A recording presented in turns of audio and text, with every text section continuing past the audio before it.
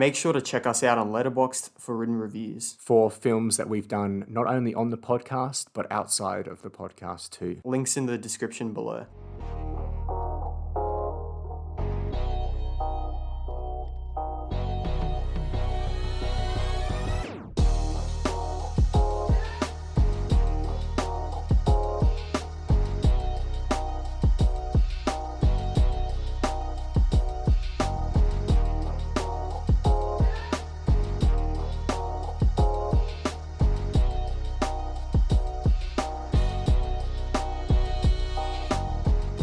Hello everyone and welcome back to the Rewatch podcast. My name is Samuel And my name is Jaden. and this is a podcast where we talk extensively about a certain film and then decide whether it deserves a rewatch from you. You can find us on YouTube, Spotify, Apple Podcasts, or any other place you listen to podcasts.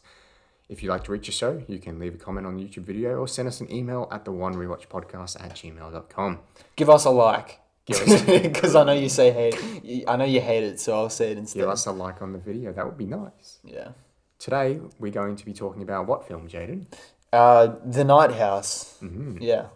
And so a 2021 film, but I have in fact rewatched it. So Yeah. it counts for the Rewatch podcast. Yes, we could stay faithful to our name to Yes. say, yeah. And what's exciting about this film, I think, is that it hasn't got a lot of press. You know, it hasn't really gotten into the news cycle. Not a lot of people are talking about it.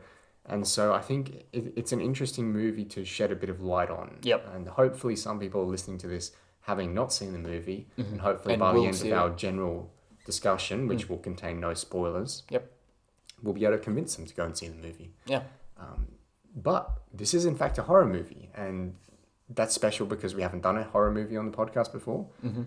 And it's also special because a lot of people just won't go No. and see it because it is a horror movie. We haven't done a horror film? No chance. We've done like mystery thrillers. Yeah, we've done a few like suspenseful, dark sort Yeah. of thrillers, but no horrors. out and out horror films. Huh. No, That's strange. because we haven't done A Quiet Place Part 2, even though that is That's a horror, top movie yeah. so far this year, I think, for both of us. Yeah.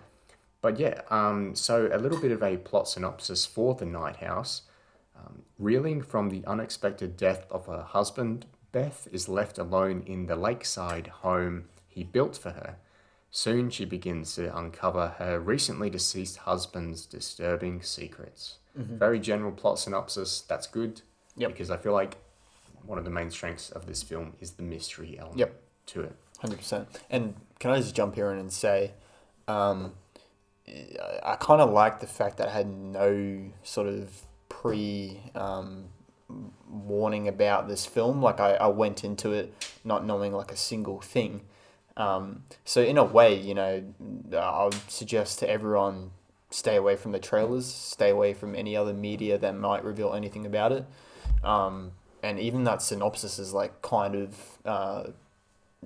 you know, it says a lot. Yeah. So right. yeah, but it's not like hugely revealing in any way. Okay. Yeah. So let's start off with just the general question. Would you recommend this film to someone who has not seen it? So the person listening right now hasn't seen the film yet. Would you recommend they go out and do so? Or is it going to be a certain sort of person that's going to enjoy this film more than others? Definitely like inclined to like a certain audience. If you don't like horrors, you're not going to like this. I've, for one, used to hate horror films, and seeing this would have just been like, oh, I hated this. But if you're a casual horror fan, or if you're like a big horror fan, I 100% recommend this. I think it's different. It does a lot of things differently. There's a lot of unique jump scares. Yeah, pretty good. Yeah. I would also recommend this film to someone who hasn't seen it. But obviously, you know, if you're not a fan of the horror genre, yeah, don't go into this, because I think it is quite effective as a horror film. You know, it is very scary in some parts, and if you don't enjoy the horror genre, and by the way, do you enjoy the horror genre? Are you a horror sort of nut? Does anyone enjoy the horror genre? Well, yeah, there are a lot of people who really like are horror fans. Like they're huge horror fans. Like they see all of the horror movies. And you could say they're weird people, but maybe they just like a certain genre of film.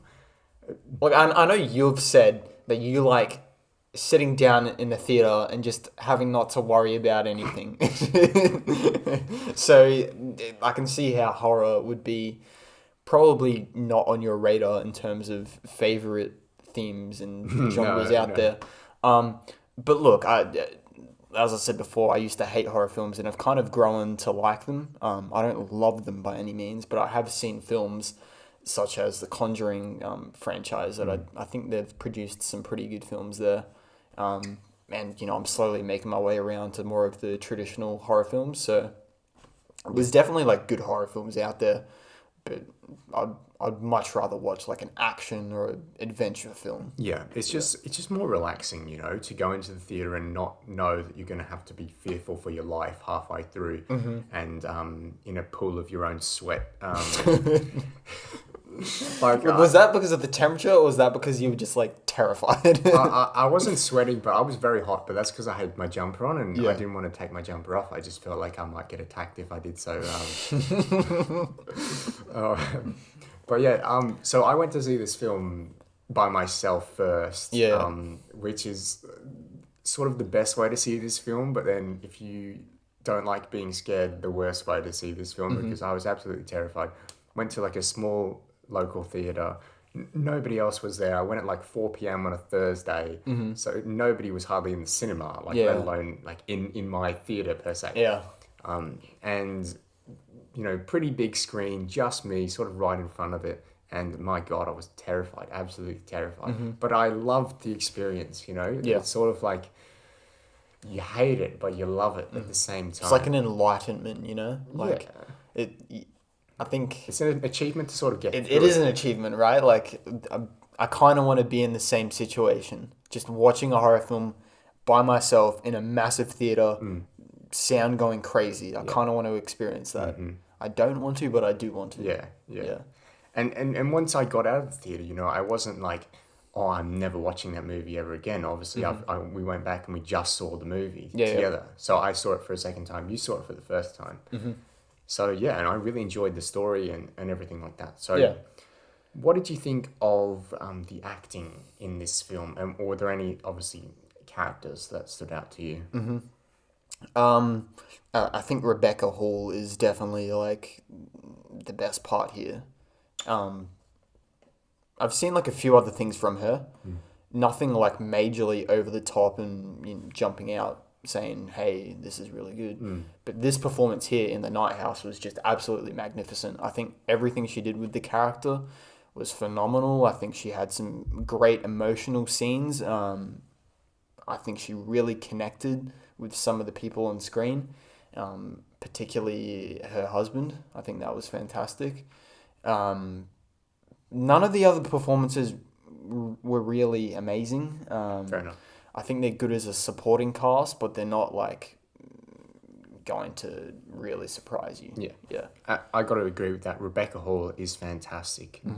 Probably the best performance I've seen in 2021 thus far. No, it's definitely up there, 100%.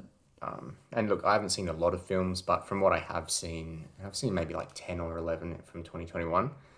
Rebecca Hall, like just what she does with this character, it's just, there's something realistic about it, but then she also is able to sort of act to this supernatural scenario. Yeah. It's a horror film at the end of the day, and she's able to play the character in a way that's not only realistic, but she can also handle, the more bizarre elements, And she said herself in an interview, I think, like, obviously a lot of the movie is just her, a camera, and being told to react to things. And she said that was quite hard. Yeah. But once she got there, I think she was really able to, hit those emotions home. And sometimes, some of the scenes where she's grieving and looking at old photos. I think they were some of the best. Yeah. Just really, really good. I mean, the film lives and dies with her. If she's not good, the movie's not good. And If take her away and you've got an absolutely trash film. Yeah, I think you've still got some interesting plot elements, but yeah, it's really like 100 or nothing. Like, I think what we're saying is that she makes the film. She does. Oh, she does. Yeah, for sure. I really like the whole psychological aspect, and then they even brought in like some themes of like alcoholism into it, which again brings it back to like reality. Like Yeah. this is someone who's grieving. Yeah. So yeah, I think her performance was just absolutely magnificent. Yeah. And certainly better than some of her supporting roles in the likes of Godzilla vs Kong and Iron Man 3. Iron Man 3. Yeah, she's in Iron Man 3. She's like Aldrich Killian's girlfriend. Oh, really? Yeah. Yeah. Cool. She's obviously also in The Prestige, which I think is probably her second Oh my best god. performance. I forgot about Yeah, Prestige. she's Christian Bale's wife, Yeah. right? Yeah, and she's really good in that. I do like her in that as well. Yeah.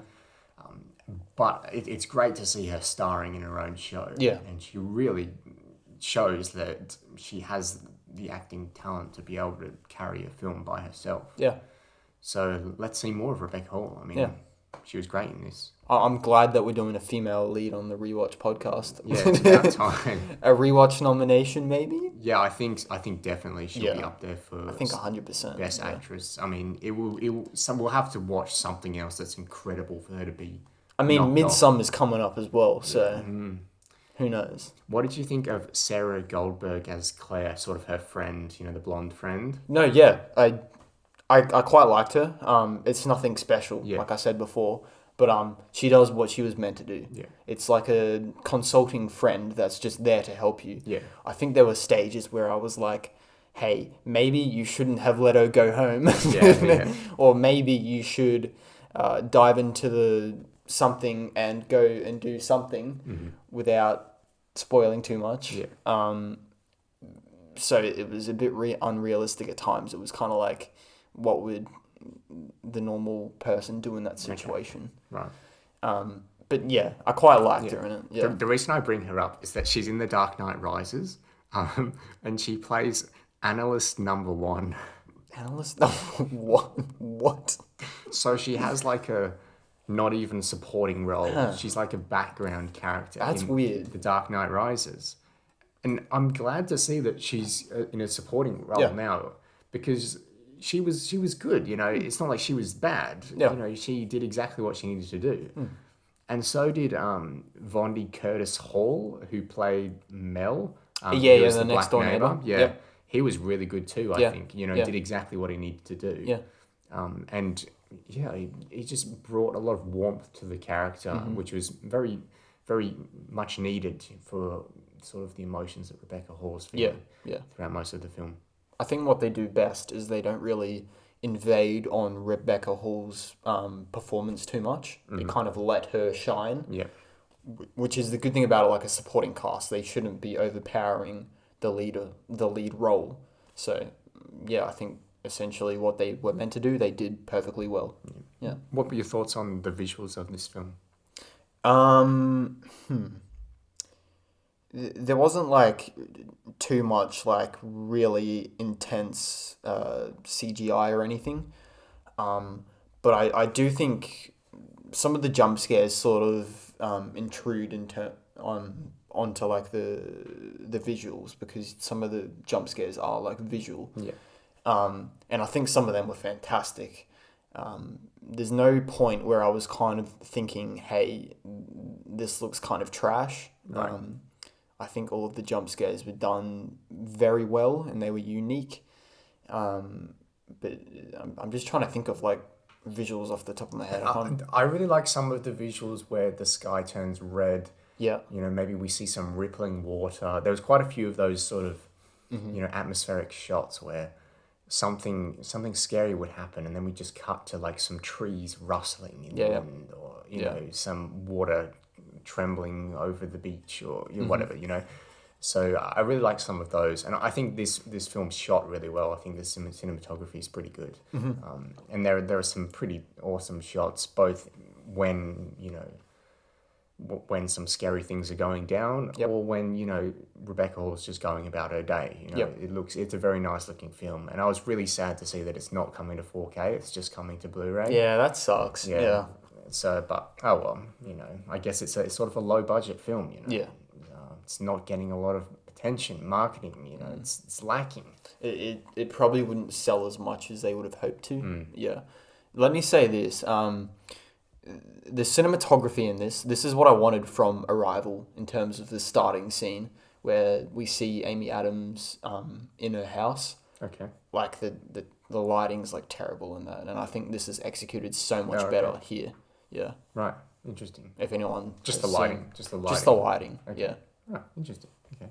What did you think of the sound, mate? Oh yeah, the sound design is just phenomenal. It's probably one of the best parts of this film and makes the jump scares what they are. Yeah.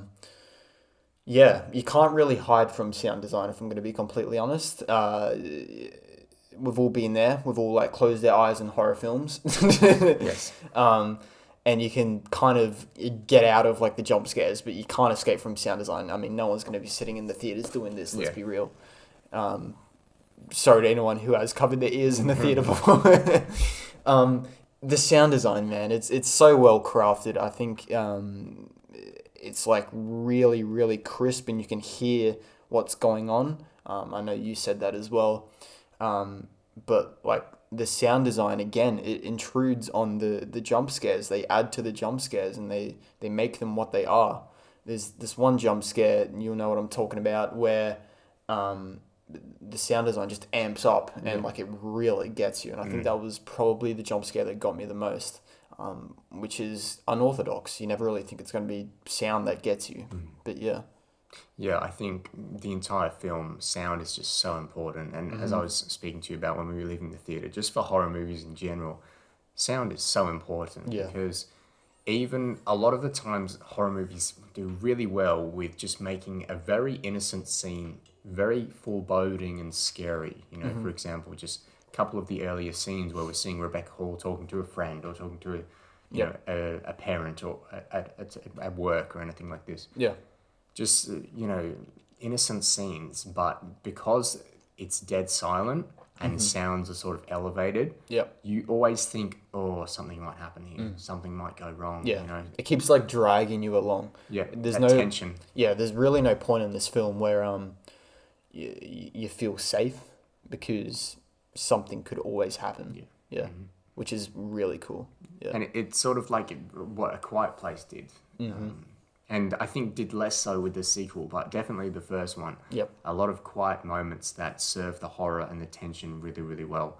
I think maybe this movie, in fact, does it better because there are a lot of just dead silent moments, a lot of moments of dialogue where there is no music.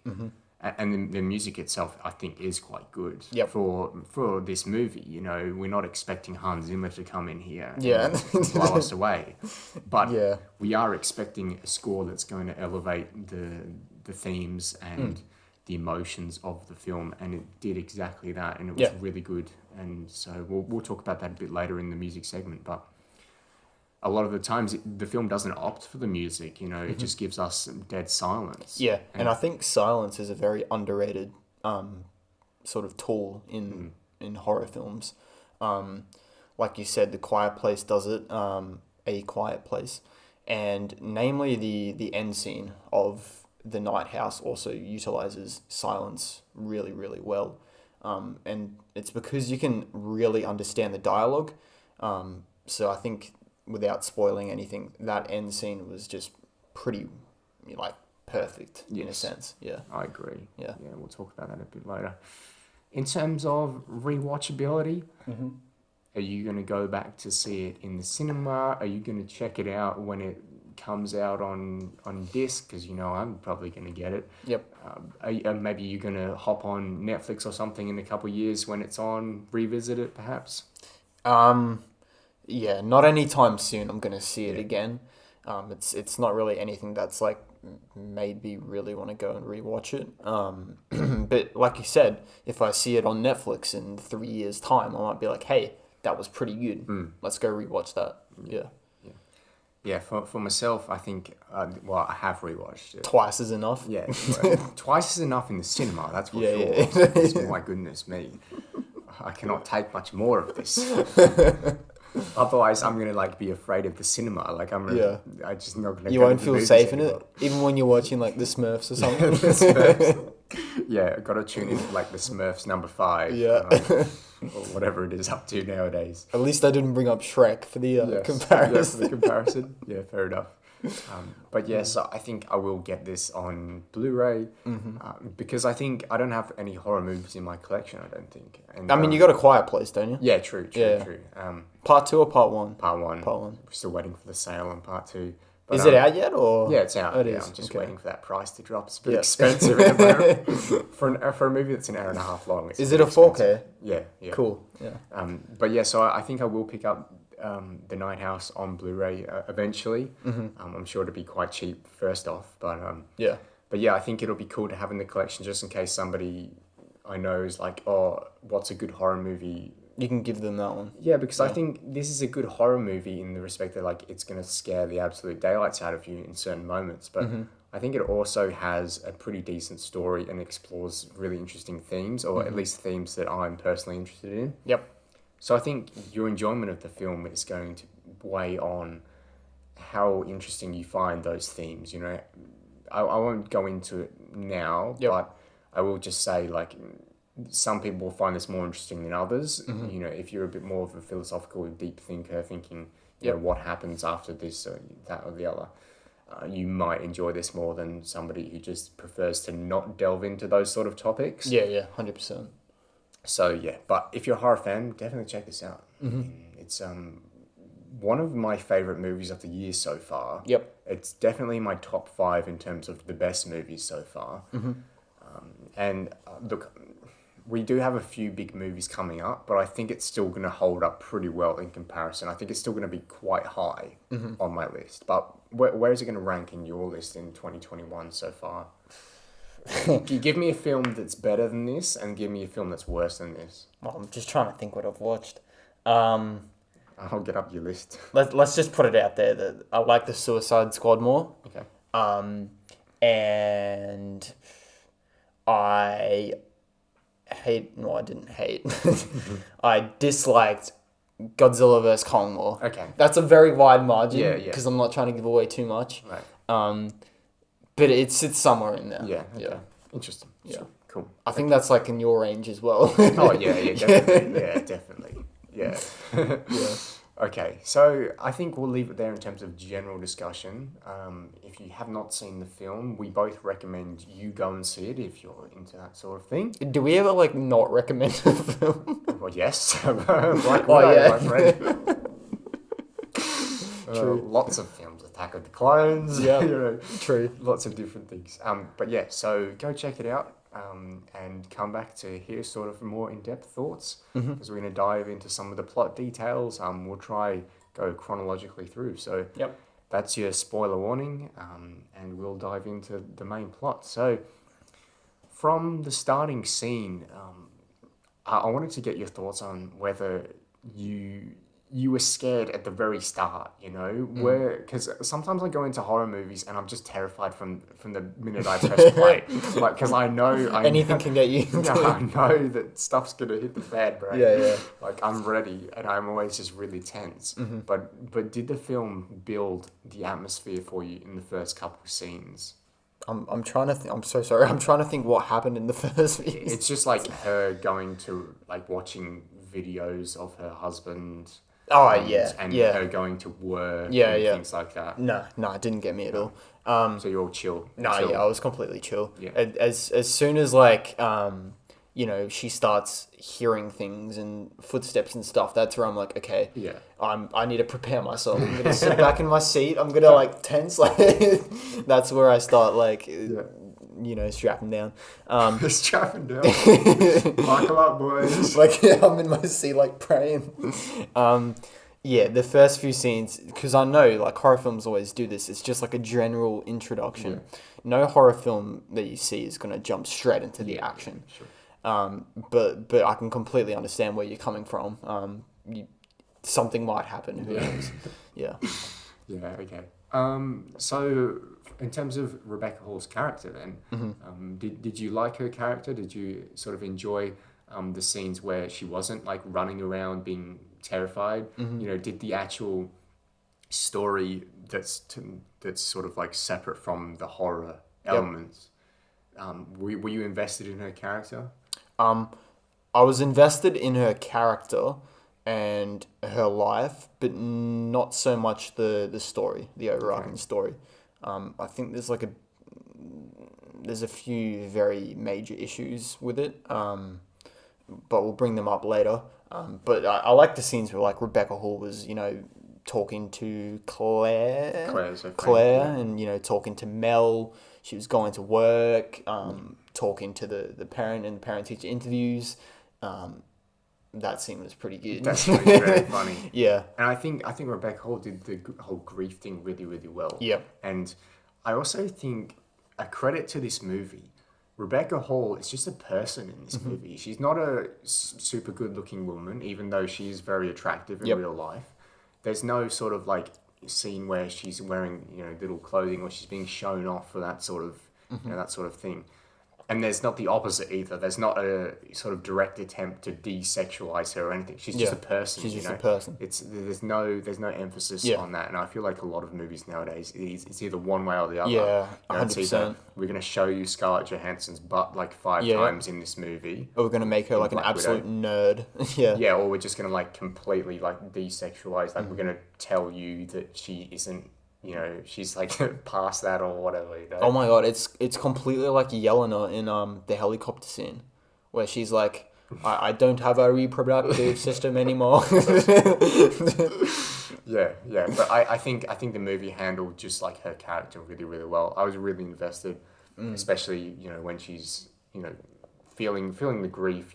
Looking at old photos, and we sort of get to feel the emotion there, and then sort of trying to unravel what happened, because obviously she doesn't know why he did it, why her husband, went out on a boat one day and just shot himself. Yep. And we're sort of presented with that in the scene where she's talking to the teacher. I mean, the parent. The parent. Yeah. So the parent sort of comes in, and Rebecca Hall's kind of like fed up. And I think the film also did that really, really well. Rebecca Hall wasn't just like a nice person the whole time. Yeah. She was a bit of a bitch like sometimes.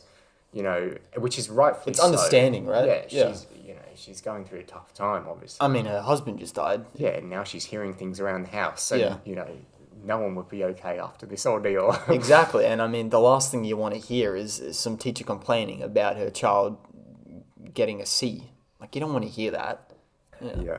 I feel like a teacher wrote that scene. Yeah. Like, I feel like that's just straight out of like... It's like a teacher, like, what do you call it? like Teacher appreciation post or something. Yeah. Yeah. Because those parents, man, and you can just feel how realistic that parent is. It's really, really well done. Yeah. And I think it's really like captured really realistically. Yeah. But yeah, and some good comedic moments too when Rebecca Hall's just like, so you want a B? Or you want an A?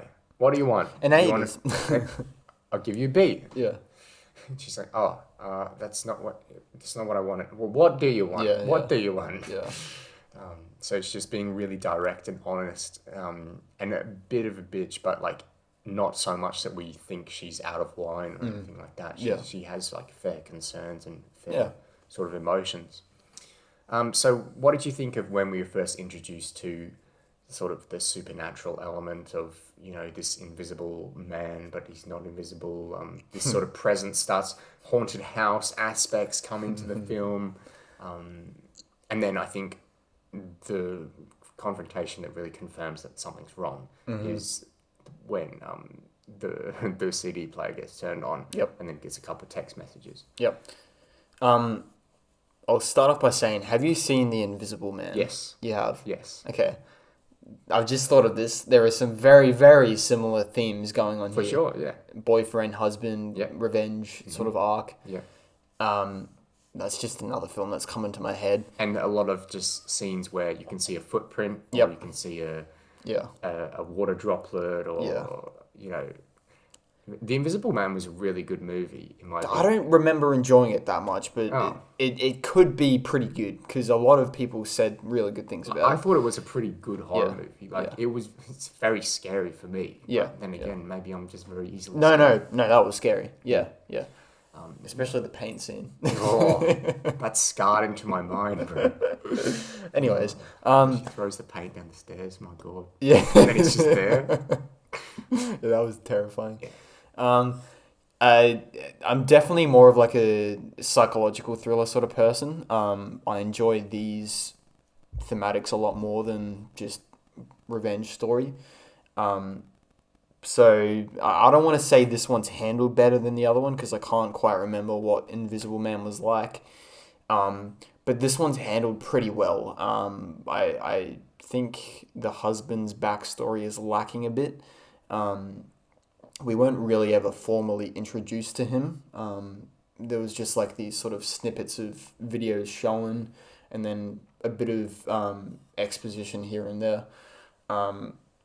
But I think the problem about the whole husband story is that he was set up to be such a like a forgiving and happy person, and then when they delve more into like this murderous cult, whatever you want to call it, sort of thing, it just seems really unbelievable. Like I still can't really think, hey, this dude is doing this bad stuff. Right.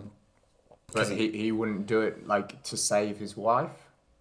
Well, why was it to save his wife? Well, because so this presence, this Yeah. nothing, right, has Rebecca Hall's character Beth escaped death, and therefore nothing has been after her ever since because nothing, the presence wants her back to death or whatever because she escaped. Yeah. And so, if you're a presence, I think the best way to kill somebody like that is to get their husband because a lot of murders are committed by the spouse, right? Yep. So Yep. I think so he tapped in, so he sort of like started to haunt the husband and convince and tell the husband to kill his wife. Yep. And that eventually obviously made him go mad, and then he tried to fool the presence by killing people that looked like her, Well, there you go. his wife. Yeah. And so he did that because he thought that would save Okay. his wife. Okay. Yeah. Well, I didn't get that at all. Right. And I think that was the problem with the film. It might have been more clear to you on a second watch. The first time around for me, I didn't get any of that. Yeah. And I think that's because there was like so many colluding storylines Sure. going on here. It was just really confusing to me. Right. Like the whole aspect of there was this house in the woods and then there was this house across the lake. Are they the same house? I don't know. Yeah. But that's cool. I quite like that. That's actually a really good twist. Because halfway through the film, when she discovers the dead bodies, or it's more than halfway, but Yep. when she discovers the dead bodies in the real house on the other side of the lake, you think, oh, the husband's just like a serial killer or something. You know, he's just like some maybe. Well, that's what I thought it maybe was. cult worshipper or something. You know, with this weird ass statue. Yeah, maybe yeah. he's a bit. You know, he's a bit. You know, just maybe like a Weirdo. sexual weirdo going on here. You know, lots of bad stuff going on. But then it sort of takes a turn where you're like, oh, okay, the husband was really trying to save his wife. Cool. And he had to do terrible things in order Yep. to do that. And I think ultimately that's why he was drawing the mazes and constructing mazes and To confuse it. Yeah, to try Trick. to confuse and trap the presence on the other side of the lake in the house because he was building the house on the other side of the lake. So the house in the woods and the house on the other side of the lake were the same house. Okay, so Beth's house Yeah. is real. That's the real house, right? Yeah, but I'm talking about like the house in the woods, like Like the half-built half-built one. one. Yeah. That's him trying to build the house Yep. in reverse. Yeah. Because then he can trap the presence in that house. Yeah. And then live in the other house. Yep. And then he can kill a woman that looks like his wife Mm-hmm. in that house. And then the presence has got to believe that. I mean, if he doesn't believe that, Well, the presence is full. yeah. It's a house that looks like just like Yeah. his house. Yeah, you know? no, that makes sense. Yeah. So I think that's what he was trying to do. Okay. I mean, I'm very certain that he was trying to kill those people to trick. No, yeah, And he was constantly you're using completely right. mazes trying to mislead the presence. Yeah. And ultimately, it looked like he failed to do that. So then he thought, okay, how about if I just kill myself? Yeah. And that's why we get the whole note where it's like, nothing is after you. You're Yeah. safe. I was going to bring that up. Yeah. The word nothing is after you. Like it's coming after you. Yeah. Yeah. I that's think pretty the cool. word nothing is just used so well in this movie. Yeah. especially at the end. God damn it. It's good. But we'll So- talk about that at the end. Just to clarify, Yeah. so that the house on the other side of the lake, where she gets in the boat, Yeah. and then she wakes up, Yeah. and she's at like essentially the same version of her house. Yeah, yeah. That house is more built than the one in the woods. So is there 3 houses? No. So you have Beth's house. Yes. Then then she is like in some sort of hyper state, Dream like sort of dream thing. sort of state. Okay. Yeah.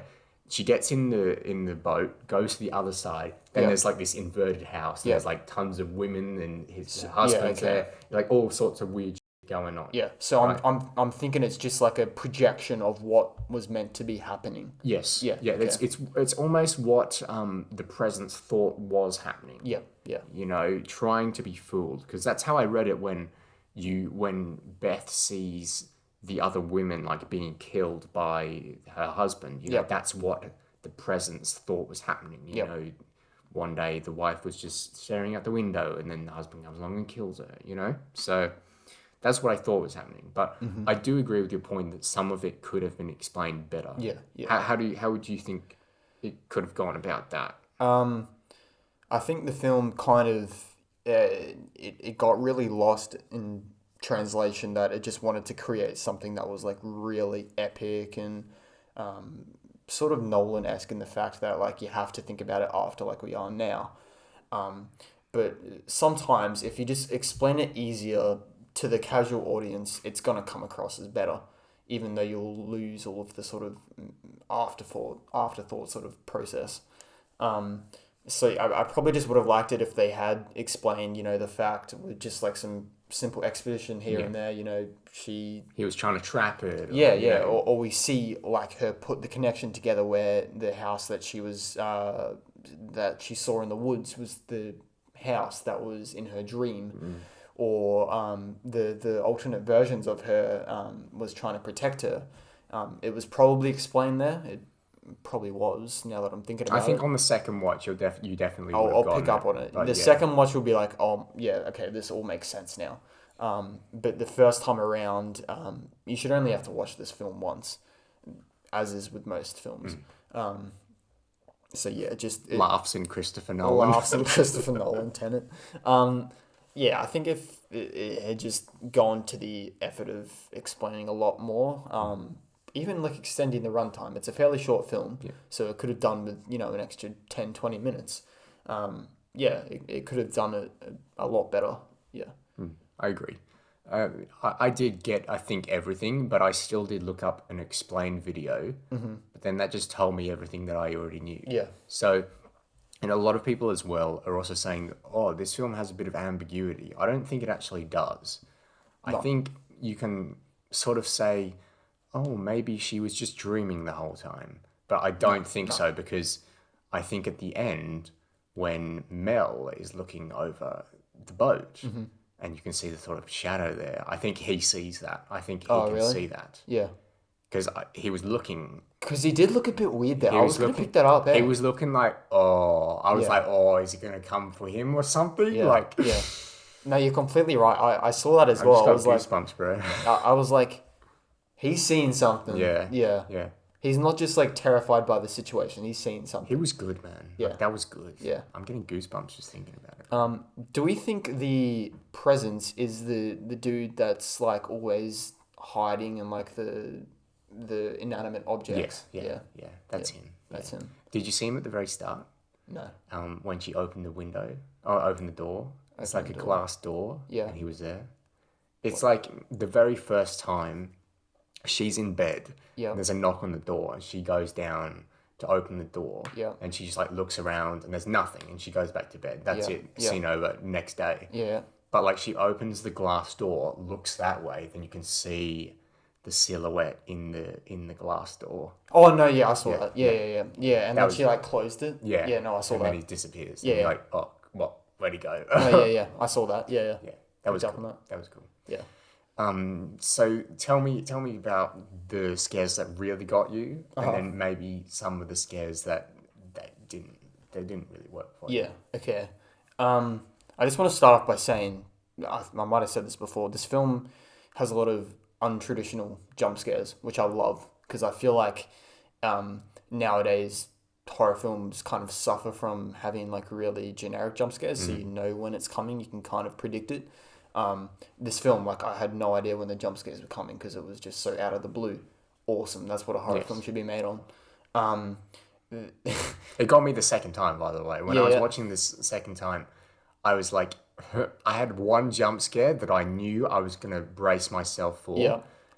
But there was at least 3 or 4 others that I like maybe didn't really forget, but just forgot maybe the beat that they came on. And I think a lot of the jump scares just really offbeat. You know, maybe there's a bit more silence than usual. Maybe there's a bit less silence. Yep. Like, and they got me, even though they got me before. Now they get me again. Yeah. There's this gunshot at the very start. Yes, they got me. And it might come across as like really cheap, because it's like an easy way to get people, just like a really loud noise.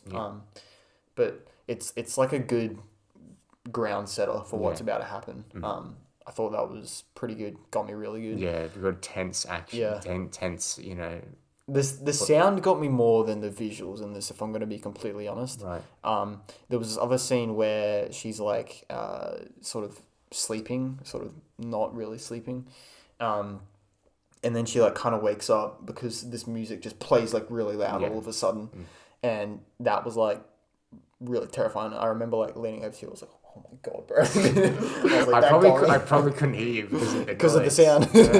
Yeah, but I was like, I'm not going to say anything before this one. I'm just going to let him. Let I'm just going to lead him to his death. Yeah, I think let him take this one. That just pays homage to like how good the sound design is in this. Yeah, it's really well executed. Yeah. And even that scene where she goes out into the garden, and then she's got her torch, and you're thinking, oh no, like she's going to shine the torch, and it's going to be in the place that you don't want it to be. Someone's going to jump out. Yep. And a couple people do jump out, and you think, oh, okay, it's over. And then and then there's another one that comes running like right towards the camera, and it just gets you. I don't know what other way to describe it, but it just gets you. Like, I think no matter how like a seasoned horror veteran you are, you know, how many horror films you've watched, you can't predict that sort of stuff. It's going to get you. It's going to get you. And that's the thing about horror films. Like, no matter how much you brace yourself, you are going to get scared. Like, it's just a human reaction. Yeah, it's just instinct. Yeah. You can't bypass it in any way. Yeah. So you say that the visuals didn't work for you. Is that because you didn't find like the silhouettes intimidating, or you know, was the mystery of it just not there for you? Because I personally get really terrified when I can't see something. When I can't see something, it's way more effective at scaring me than when I can. But what were your thoughts on the visuals? Well, it's just when I look at this sort of film, I don't really see it for being, you know, visual abundant. There's not much like effects going on or anything. But at the start, I was kind of like, yeah, that's a cool way to utilize a jump scare. Have this figure sort of in like a pillar, form, and then he turns towards you. Cool. Yeah. But the thing is they just kept using that over and over and over again, and it's like, oh, you've done so well. Continue on that trajectory, but do something different. Yeah. And they just kept like utilizing the same jump scares. It's cool, but it's like really repetitive. And yeah, the whole thing about like the boyfriend sort of present sort of thing, I don't know. It wasn't really there for me at times. Yeah, maybe I'm just more scared about visual things happening. Yeah. But it still got me. Like I was still scared. Yeah. Yeah, I think maybe the silhouettes, you know, when she'd walk past like the wardrobe or something and look at the corner and see a face and then have it turn towards her. Like, that's really scary when you first see the face form. Yep. And then when it turns, you're like, oh no, it's gonna come for it. But then it doesn't, because it's a wardrobe. Yeah. And towards the end, a big head forms in a hallway, and then it does come for her, and you're like, oh crap! Like, you know, I didn't expect this. Like, now the house has come for her, but that's obviously because she's in a dream. You know, it's not her actual house. Yeah. But I think, maybe they could have used some more practical elements. Maybe, you know, it turns the head, but then also like a chair arm comes off and Yeah. goes towards her or something, you know? Yeah. Something to More sort paranormal sort of stuff. something to sort of make us like get really scared, because Yeah. you can see the silhouette, and I almost sometimes I'm like, oh, that looks really cool, like, and then it Yeah, turns, yeah. and I'm like, oh, that's cool. Yeah, like, I'm also like thinking like, oh, that looks pretty cool, rather Yeah. than, oh, I'm terrified. Yeah. It's also sort of odd, like the amount of like furniture that she would have to like put in certain places to sort of To make like, a yeah, face. yeah, But obviously, it's a supernatural thing, so it's probably forming it there. yeah. But yeah, maybe, I don't know, maybe we could have gotten more or less. I don't know what would have been more effective with the silhouettes, you know? Maybe she's going through an innocent scene and we see a face in the background, and it's Yep. just maybe just watching her. And if you're not looking closely, you miss it. Yep.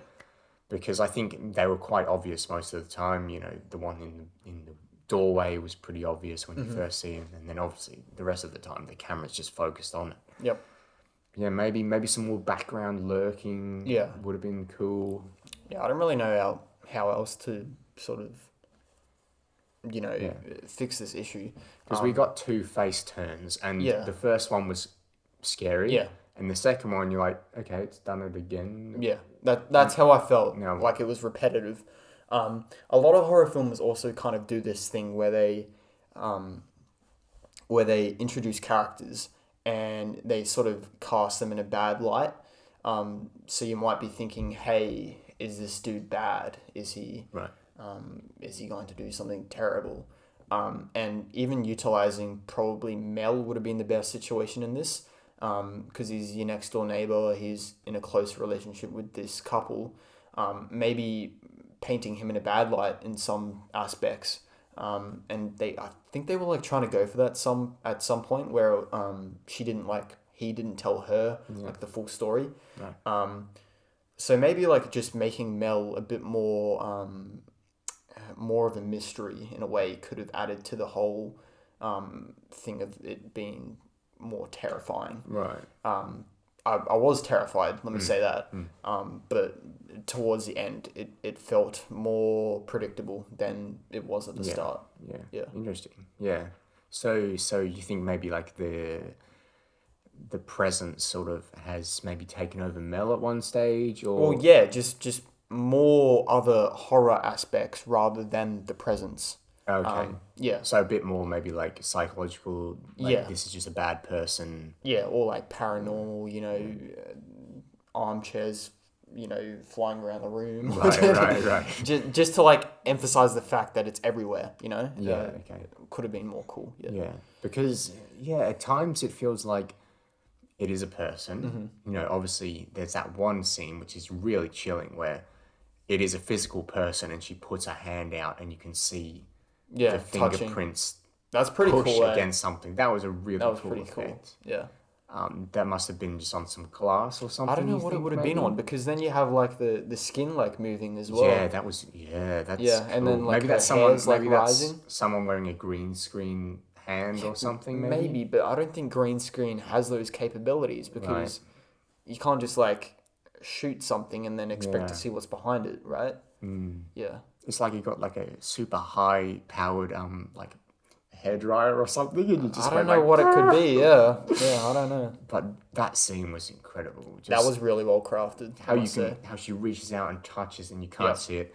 When you can't see it, it's more scary than when you can see it. It kind of looked funny when she was like, sort of just hugging nothing. Yeah. She was just standing there, and maybe that's because like she's heavily induced by like alcohol at this point. Well, she'd be so relieved, like she's hugging, and it probably looks normal if he's there. Yeah. I mean, we probably don't see that angle with nothing. Yeah. It's a bit strange, right? Yeah. It did look weird, but that's sort of I don't know. Because I think she probably was hugging somebody. Like that's probably somebody in a suit or something. Because I don't think you can physically do that. Yeah. And put so much weight on nothing. Like I think there has to be like a pole. Or No, There's something. Someone's got to be there. Yeah. But it can't just be nothing. It can't be nothing. That was bad, bro. But yeah, I think the whole that scene was just really chilling, and a lot of the scenes where it leans into more of the Invisible Man aspect, where, you know, there's some footprints and Yep. the footprints move up towards her. Yep. And now the camera looks right in front. Obviously, we see nothing, but we know it's But there. it's pitch black, and you think something's going to come out of the darkness. Yeah. But And it never does. And I think, you know, the film kind of set up the fact that there's a presence, so you're never really going to see the presence. Yeah. Because it's not like of a human-like form. So all of those shots where, you know, there's setting up footsteps or, you know, there's a door opening or something, you're never going to be jump scared because it doesn't exist. So it's kind of set itself up for failure in that aspect where the jump scare will never happen. Yeah. Because there'll never be like a terrifying clown to jump in front of the child and... Yeah. know, A you go, random "Oh my dude's not God." going to come out of nowhere. Yeah. Yeah.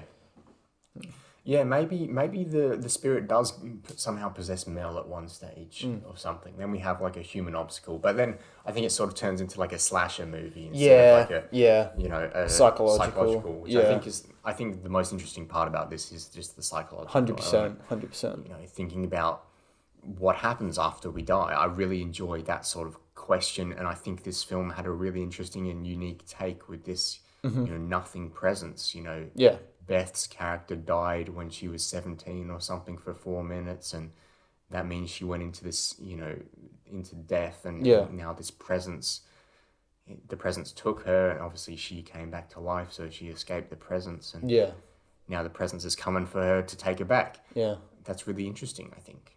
Yeah. No, I'm kind of piecing it all together now. I'm just realizing that, like, it was explained that this girl from the library or the bookstore, she met up with Owen, and Owen, like, obviously tried to kill her. Yeah. And then she, like, took it the wrong way. She thought they were going to sleep together. Yeah. And then she said, "Hey, that's enough." And Owen backed off. Yeah. So you can clearly tell that, like, he sort of feels ashamed of what he's doing. Yeah. And she even says, like, you know, he did this all for you or something, you know, he still wants to be with you or something. Yeah, so it's all coming together now, but like, I wouldn't have caught any of this, like, the first time around. Yeah.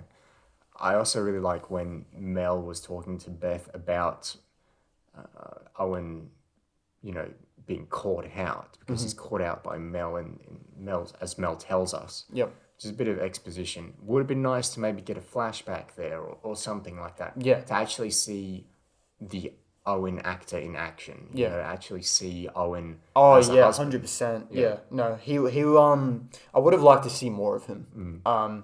Because you only really ever see him in like photographs, videos. Or when he's like the actual presence, when the presence is like controlling him or whatever. And then we see him like a bit at the end. I would have liked more of him. He's a pretty essential part of this film, so I think flashbacks could have been utilized here. Yeah, and the flashback where, you know, he arrives at Mel's door and he's got alcohol on his breath and his clothes are torn. He looks like he's fallen. That's what Mel describes him as. Yeah. And he's really ashamed for what he's done, and he tells Mel that he has these urges, which obviously Mel thinks is sexual urges. But obviously we know is urges because of this presence to kill his wife, and he needs to get rid of those urges by killing other people that look like his wife. But he's not like killing people to get rid of the urges. He's trying to appease the presence. So technically he's not a bad guy. Obviously he's killing people. Yeah. And that's not good. Yeah. but he has a reason for doing it, and he's trying to save his wife. He's still... How many ladies do you think he killed?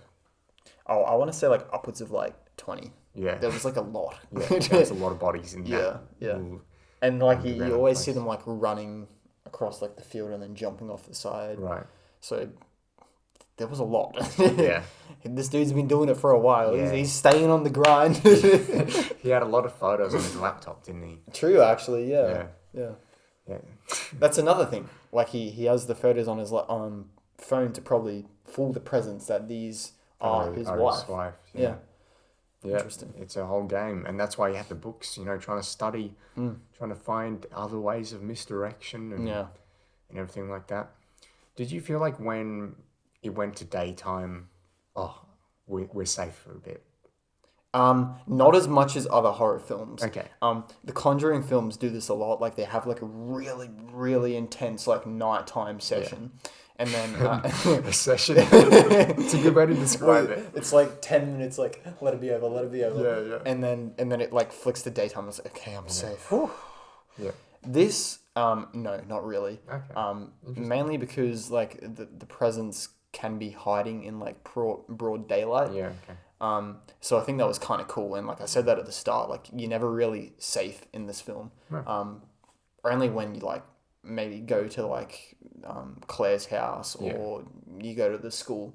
Yeah. But if it's daytime at her house, Yeah. There's still like a presence. Yeah, going on. fair. I felt that as well, but when it went from like a really scary part to then she wakes up in the morning, I'm like, whew, Yeah.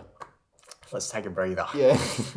She goes off to school, I'm like, oh, thank God, like, you know, I get a bit of a rest. I did feel that, but just not as much as other films. Yeah, there is a really interesting atmosphere, and I think a lot of that goes to the cinematography, just how, certain shots are shot. Made. Yeah. And yeah, just it's always a sense of a bit of foreboding and a bit of a moody atmosphere, which we like. But yeah, so what else did you like about the film? Do you want to add anything else? I'm kind of just enjoying that we're kind of just like unpacking this film. At the start of the review of the what would you call this? Like the podcast? Yeah. At the start of it's late, okay? At the start of the podcast, I was like, yeah, it was pretty cool. Yeah. But now I'm like, yeah, Now this is talking cool. about it. Yeah. But at the same time, you can't let that affect it because this should have been gotten on the first watch. Right. I did get it on the first watch, by the way. Oh, and I want to say that just because I usually don't get it on the first watch. You're proud of yourself. I'll let it affect my rating because it's a pretty cool story. Yeah. And I think Rebecca Hall did a pretty fantastic job. But just to the director out there, if you're listening, take the extra measures to like make sure the audience really understands what's going on because. Yeah, you probably understood your story because you're the one that wrote it. Yeah. But just to the general audience, sitting down wanting to watch a horror film, it's a bit confusing. Right. There are a few psychological, supernatural elements that you're like, oh. Yeah.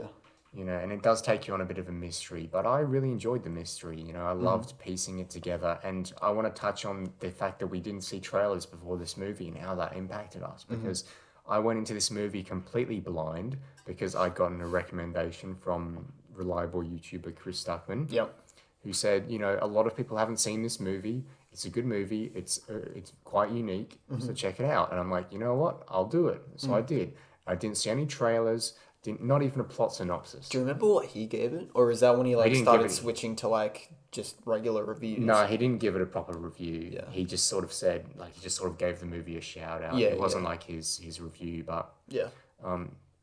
But yeah, so I went into this knowing absolutely nothing, and I think that's exactly how you should go into these sorts of movies because it's so scary when you don't know what you're supposed to be looking at. You see a reflection in the mirror and you're like, oh, is that something? Yeah. Or is that nothing? And it is nothing. Yeah. And it's a shame because, films like this, they need a trailer to market it. You could probably get away with the Spider-Man without having a trailer or Doctor Strange without having a trailer. But in order to make the money back and make a profit on these sort of films, you need a trailer. Yeah. So, yeah, it's a shame that the trailer might detract from the watching experience. Yeah, it did show a lot, which I did see after. Yeah. After I first saw the film, but just the mystery was perhaps the most scary part of this, when she's investigating what's going on because you don't know what the hell's going on. Yeah. She doesn't know what the hell's going on. That connects you to the character. It's like you're living through her. Yeah. You want to know what's going on. And I also really enjoyed the fact that Rebecca Hall wasn't scared of, obviously she was terrified, but she wanted to engage the present. She wanted to stay in the house because, you know, a lot of horror movies, you just be like, well, just move. Like, just move. Like, why didn't you just run away? Like, Yeah. why did you stay in the haunted house? Just leave. Yeah. I think this had a really good reason as to why she didn't leave. I want you to tell me why, because I'm on the opposite side of the fence Well, here. she thinks she's communicating with her husband. Okay. And if you're a grieving person, you want to talk to, and Yeah. the spirit talked to her. Cool. So she wants to maybe have a conversation. Yep. Why did you kill yourself? Yep. You know, why did you leave me? Where are you now? What is going on? Like, what happens after we die? Yep. So she wants all that closure, you know. Yeah, I kind of just misconstrued that, and that's another thing that just adds to the fact that this film is just a bit confusing. All right. But yeah, that's a pretty cool reason, I must say. It does it pretty well. I just kind of took it as, you know, she's in her house and she thinks she's being haunted by her husband. And if I were in that situation, I would want to go sleep at my friend's house. Yeah, That's how I took it. Yeah. Fair enough. Yeah. Yeah, I think it was just... Yeah, I think you could still say that, you know, if you think... If your husband has died and some that's what I'm weird thinking. stuff goes on at your house, is a reasonable person going to move? Yes. Yeah. Do we have a movie if she moves? No. Yeah. But it's like the debunk of every horror film. Yeah. Just move out of the house. Yeah. Don't go down the staircase. Just run away. Turn on the light. Yeah. Well, sometimes don't turn on the light, because sometimes when you turn on the light, you see stuff that you don't want to see. Yeah, yeah. Just let it happen in the darkness. Yeah. Yeah, just run away. Yeah. Yeah, I think you can probably argue it for both ways. You know, if this is a debate, I think one of us could very easily argue that she should stay in the house, and one person could very easily argue that she should just leave. Oh, yeah. She leaves at the end, though. I think that's what happens at the end. She... Well, she realizes what it is. At Yeah, the end. and that's the closure, you know, that's the... Because Claire, her blonde friend, says, why don't you just leave? Like, and she said, no, it's not finished yet. Yeah. Because she doesn't know what's going on yet. By the end of the movie, she knows what's going on, and now she can move. And I think if she moves, the presence isn't going to follow her, because the presence, I think, is attached to that little statue and the house. Yeah. And everything like that. So I think now that's obviously a terrible ordeal, but I think she's safe now. Like, once she, you know, leaves. Yeah, yeah. I don't think it's going to follow her. I hope not, for I her hope sake. not. The Night House too? No chance, no chance. Yeah, unfortunately. Yeah. Yeah, I mean, I wouldn't want a sequel anyway. yeah, sometimes you just get it right the first time and you leave it Exactly. at that. Isn't that right, Joaquin Phoenix? Sorry, I hate to do it. Like every time. Yeah, every time I just got to do it. Yeah, $100 million changes your opinion a lot, doesn't it? Yeah, my friend? exactly. So, what do we think of that ending, man? Because some of these final lines are just really, really impactful. When I first watched the movie and I heard that last two lines, I was like, oh, yes. Yeah. And then it cut to black. And I'm like, yes. Yeah. That's what I like. I like a good ending, cut to black. Yeah. Yeah. Love it. What did you think? This is like what I kind of want from not David Fincher, Denis Villeneuve. I feel like he tends to just leave his films on just nothing, and then I also think Zack Snyder does that as well. yeah, Zack Snyder. This film's ending was really, really well done. The whole sort of end scene where she finds herself in the same situation that her husband was however many years ago. That must have been pretty recent. They don't really explain that, do they? Like, how long ago she's been a widow? Like, honestly, I don't really remember. Well, I think she comes back from the funeral at the very start of the film. Okay, so it's like very... So I think it's... Oh, doesn't she say when she's talking to the parent, my husband shot himself last week? Yeah, on something? Thursday or something. Yeah, no. Last Thursday, maybe. Yeah, is what okay, she so said. it's very recent. Yeah, but I think that whole end scene where she finds herself in the same situation, there's the present sitting with her in a boat, sort of painting itself as the husband, come join me sort of thing, and sort of utilizing like the red to like symbolize like a different sort of world. Yeah, oh, it looked so cool. Great visual. Yeah. Love that. I think that was pretty cool, and then like the gun turning around, and then she sort of puts it back. I thought she was like going to pick it up and shoot him at one point. Yeah, that would have been cool. But either way, I think it concluded very, very well. Yeah. Yeah. I also like the fact that when Beth asked the presence what happened to Owen, and the presence just said he's gone, you already know that. Yeah. That's cool because they easily could have come up with some like philosophical like garbage to be like, oh, he's in a different place now. Yeah. Or, you know, he's in he's in a different whatever. He's in Mel. He's in some like or like he's in me or he's in whatever. I am the presence. They very easily could have like, you know, Cheaped out on it. Yeah, but or just added too much extra stuff. Like they could have made it even cooler, but I think leaving a bit of mystery as to what happens after we do die is appropriate. I think going for a more simplistic sort of tone there. Like he's gone, he's not coming back. Yeah. He's not me. I'm not Owen. Like, like he's dead. Yeah. Like that's what the president says to her. Like what were the final two words? So not two words, like two lines. So Rebecca like resists the urge to kill herself, comes back onto the pier, and then she's like hugging her friend, and it's all nice and cute, and she sort of looks out to the boat. Mel looks at her, looks out to the boat himself, and he's like, what are you so afraid of? There's nothing there. And then hangs for a bit, lets you digest what he just said. What are you so afraid of? There's nothing there. There's nothing there. And then Beth chimes in with, I know. Yeah, that's cool. That's cool, yeah. Yeah, that's really cool. That's really cool. Yeah. And I'm just kind of thinking about it now. Like, Mel, you know, we saw his reaction. He must have seen the presence. Yeah. But Claire just kind of reacted instantly, you know, jumped in the water, went over to save her. And in the moment, I was kind of like, why did you drag her out of the boat? Like, why did you take her in the water and bring her back to the pier? So she must have seen the presence as well, like seen that there was something in the boat, because a reasonable person would have just gotten in the boat, grabbed the gun, and like thrown it. Right. Yeah. Right. Fair enough. So she must have seen some sort of presence in the boat to get her away from it. Okay. Interesting. Yeah. I see. I didn't think that. I thought it was just like a get back onto land, you stupid person. Like, why are you trying to do what your husband did? Well, it could be either way. It could be either way, Maybe but it's up to you. It seems more sensible to just sit in the boat, take the gun, and throw it away. Yeah. But I love the fact that we've now constructed this theory that I think is pretty well founded, that Mel looks up and sees the shadow that we see. Yeah. Because if we can see it, Mel can see it. Yeah. Because I think that's really cool, and I think he does do. We coined this. This is ours. He does do a pretty cool reaction to it. Like, he sort of looks a bit mysterious, and then he goes, "Oh, is there something there?" Yeah. But then he says, "What are you so afraid of? There's nothing there." Mm-hmm. But maybe, because he does say that line, he does say there's nothing there, and he doesn't know that this thing is nothing, quotation marks.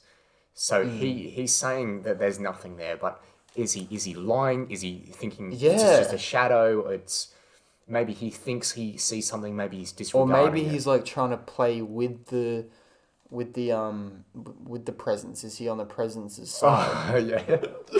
Gonna go full in. Mel is the presence sidekick. I don't know. It could go either way. I mean, he saw it. We saw his reaction. Why is he saying there's nothing there? Is it there is nothing there, as in the presence is not there? Or the presence is there, rather? Yeah. I just got to go back to just the whole use of the word nothing in this movie. It's cool. It's so cool, man. So cool, man. And it's one of the more unique things about the film, I think. This whole nothing concept, you know. And that suicide note that is read out at the start of the film, maybe towards the middle, and then towards the end again, we see it. Nothing is after you. It doesn't start off like that. I can't remember what it says, and I want to know what it says. It says... you're safe now at the end. Yeah, it says nothing is after you. You're safe now. I think it says like there's like two before it. You were right. There is nothing. Nothing is after you. You're safe now. You're safe now. Yeah. Because he thinks he's gonna save her by killing himself. Yeah. Well, that didn't work, did it? Oh well. Yeah. So nothing is after you. You're safe now because I killed myself. Because the presence is after her. Yeah. He thinks killing himself will get rid of the presence, and yeah, Cool. Yeah. just very cool. Man. Very, very well put together. Yeah, and I don't think you can maybe go into another horror film, even something as good as The Quiet Place Part 2. I don't think you can make a theory or theorize like we've done. Think really deeply about the story. Mm-hmm. And I think a mark of a good film is when you can think about it deeply, discuss it, and it doesn't fall apart. Yep. Yeah. I think we haven't really found any plot holes here. Yeah, no plot holes, but definitely could have delivered the plot in. We've found issues in terms of the filmmaking process, but in terms of the story, it all makes it sense. all pieces together very, very well. Very and nicely. you can tell that the writing team and the director has done a very fantastic job with that. That was clearly their whole main focus in this. Yeah. It's a very well made film. We'll say that. Yeah. Shall we go to some final thoughts then? Let's Or do it. Should we go to some music segment first? Segment and then final thoughts. Yeah. Music segment first. Every week we love to put a minimum of one song, maximum of 2 songs into the Rewatch playlist, which is a playlist on Spotify. You can listen to it using the link in the YouTube description below. This week, we're going to put in the song that plays when, Jaden? Like right at the start. It's like the first song that you hear. Yeah. Very first song. Can't quite remember what it's called. Yeah, let me find that. Let me find that one. But yeah, it just plays at the start of the film, gives that really good atmosphere. It's called First Night Alone. And the music in this film was done by Ben Levette. Look, all I can say is I'm going to be following not only the director of this film, but also Ben Levette, the composer, because I think this score is really, really good. Yeah.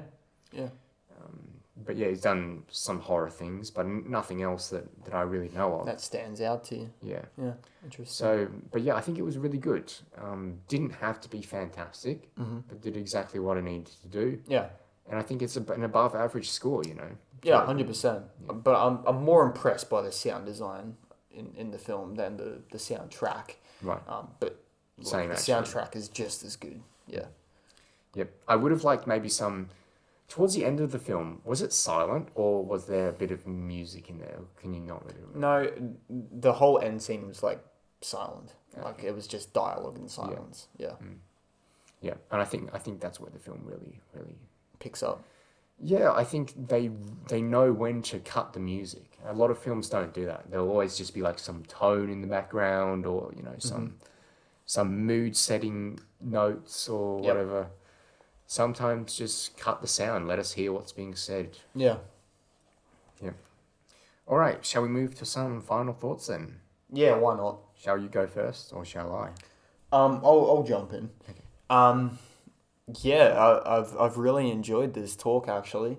I think my opinion on it has changed, and if I could go back and reiterate to the audience whether you should watch this, yes, watch this. Watch it a second time if you want to, because you'll understand it a lot more. And in terms of rewatchability, I want to rewatch this again. It's not going to be 3 years on Netflix. Yep, sweet. After we've had this talk, it sounds pretty cool, and I want to pick up on a lot of those things. That's exactly how I felt when I first watched it. Yeah. It's pretty clear that the story sort of dips in parts and could have been executed a lot better.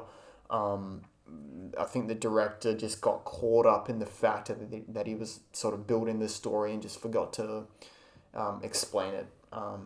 Exposition can be a very, very negative tool in a sense, but it can also be very useful as well. I think the performances in this were fantastic. What's her name? Rebecca Hall. Rebecca Hall. I think she was great. I'm going to be looking out for what she does because she has really surprised me in this. She can definitely act. And yeah, it's just a really, really solid horror film that surprised me. Yeah, I'm glad that I didn't go into it knowing anything else. Yeah.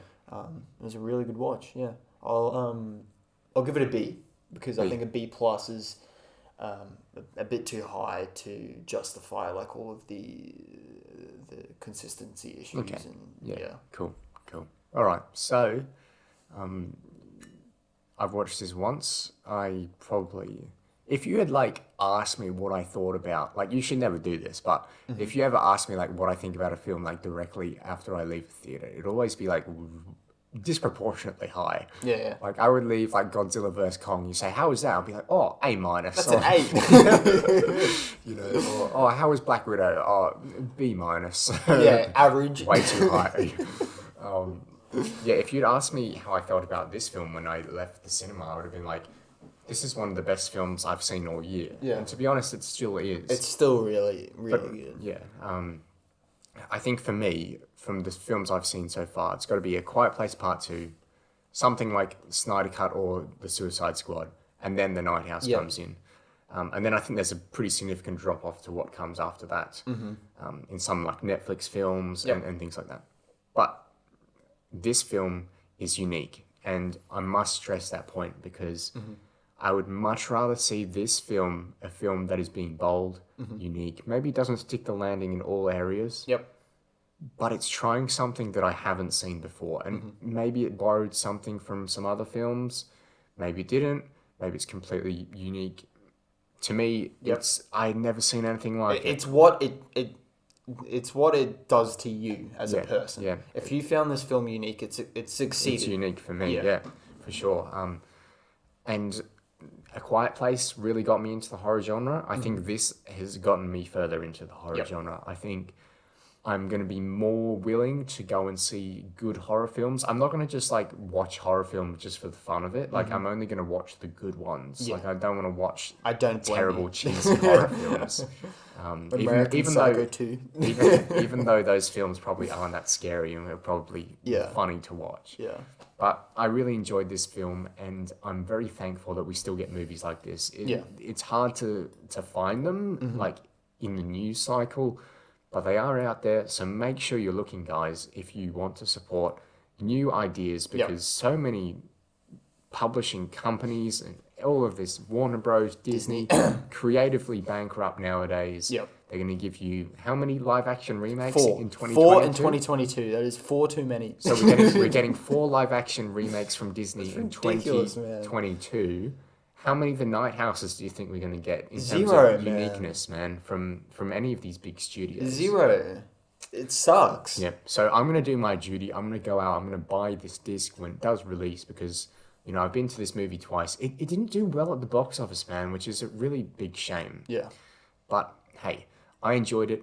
I'd recommend it to anybody listening to this. I've thoroughly enjoyed our conversation about it. And I think it's going to intrigue me to watch it again, create a few more theories. Yep. And, it's one of my favorite horror films, I guess. And I'll leave it at that. I'll give it a B+ because I really enjoy it. Cool. I think this will only keep going up as well. Yeah. Yeah. For sure. When you get those rewatches, and that's a trademark of a good film, it's going to get better, not worse, you know? Yeah. A lot of films that I previously mentioned, the live-action remakes, for instance. You watch it again, once. you'll be like, this wasn't as good. You go to the cinema, you watch it once with the family. It's like, oh, yeah, that was cool. Anyway, and on the ride home, you're already talking about a different movie. Yeah. We had to stop ourselves from talking about this movie on the ride home because we wanted to save it for the podcast. Yeah. That's the trademark of a good movie. How long did we talk about Godzilla vs. Kong after we did the podcast? Not long at all. 0. Absolutely 0 is the answer to that. We weren't thinking, oh, what was Godzilla really thinking during that fight, you know? What was Millie Bobby Brown's character? Like, what were her philosophical motives? But yeah, I think this film really explores really interesting themes for me. Yeah. And yeah, I'd recommend it to anybody who likes a bit of horror in their life. Please go out and watch this. Yeah, Support this film. Support this film. Yeah. And on that note, thank you so much for listening to another episode of the Rewatch podcast. We hope you enjoyed. We're going to keep making episodes until the end of 2021. Yep. Which is when we're going to stop and do our Rewatch Awards. And look out for those because I imagine Rebecca Hall is going to be very prominent. Yep. And I reckon this film might feature for sound. We have a sound category. We do have a sound category. So I think, this one might be very prominent at the Rewatch Awards. So make sure to check those out when we do do our old Rewatch Awards. Yeah. If you'd like to follow us on Instagram, you can do so at the Rewatch Pod. If you'd like to subscribe to the YouTube channel, just search the Rewatch on YouTube. Jaden, what's our next episode, and why is it Mamma Mia? Here we go again.